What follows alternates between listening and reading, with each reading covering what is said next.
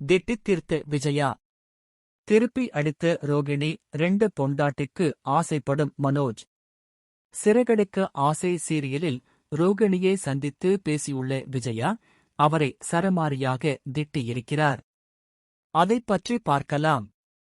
சிறகடிக்க ஆசை சீரியலில் விஜயாவை சந்திக்க பார்வதி வீட்டுக்கு வந்துள்ள ரோகிணி, அவரிடம் நீங்கள் 5 லட்சம் பணத்தை கொடுத்தால் டைவர்ஸ் பேப்பரில் கையெழுத்து போடுகிறேன் என சொல்கிறார்.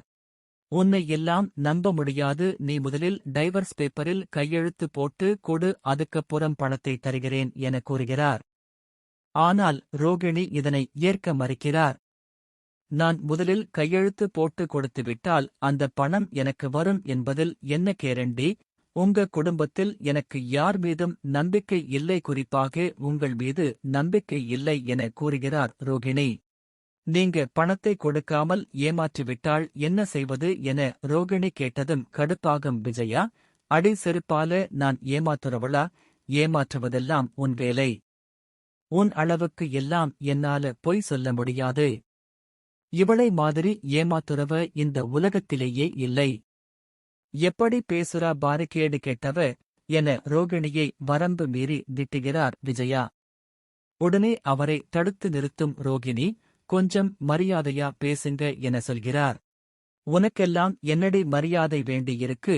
நான் ஏமாத்துவேன்னு சொல்ற, எனக்கு வர்ற கோபத்துக்கு உன்னை செருப்பாலே அடிப்பேன் என சொல்கிறார் விஜயா. அதற்கு பதிலடி கொடுக்கும் ரோகிணி, நீங்க அடிச்சா வாங்கிட்டு இருப்பேன்னு மட்டும் நினைக்காதீங்க என கூறுகிறார். தேவையில்லாமல் எதையும் பேச வேண்டாம், எனக்கு சேர வேண்டிய பணத்தை கொடுத்து விடுங்கள், நான் டைவர்ஸ் பேப்பரில் கையெழுத்து போட்டுக் கொடுக்கிறேன் என கூறுகிறார் ரோகிணி. என் புள்ளைக்கு கோடி கோடியா பணம் கொட்டப் போகுது, உன் 5 லட்சத்தை தரேன், ஒழுங்கு மரியாதையா கையெழுத்து போட்டு ஓடிப்போயிரு என கூறுகிறார் விஜயா.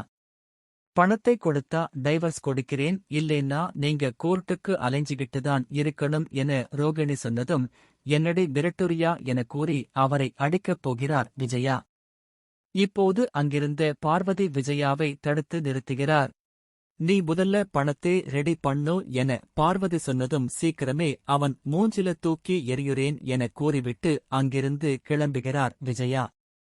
மறுபுறம் மனோஜின் ஷோரூமில் நியூமராலஜிஸ்ட் அமர்ந்திருக்க அவரிடம் தனக்கு குழப்பமாக இருக்கிறது என சொல்லும் மனோஜ் அவரிடம் ஒரு ஐடியா கேட்கிறார்.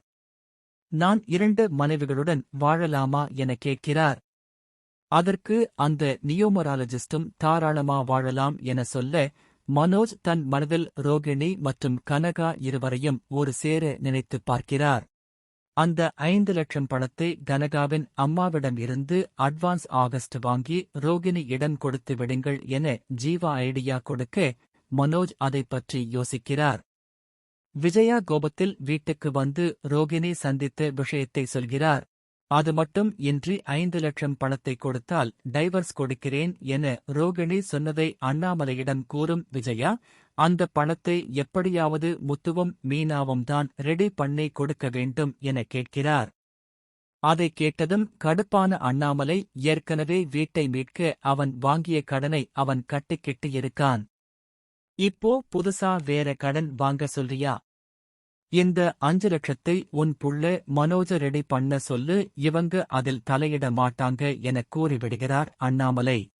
இதை அடுத்து என்ன ஆனது என்பதை இனிவரும் எபிசோடுகளில் பார்க்கலாம்.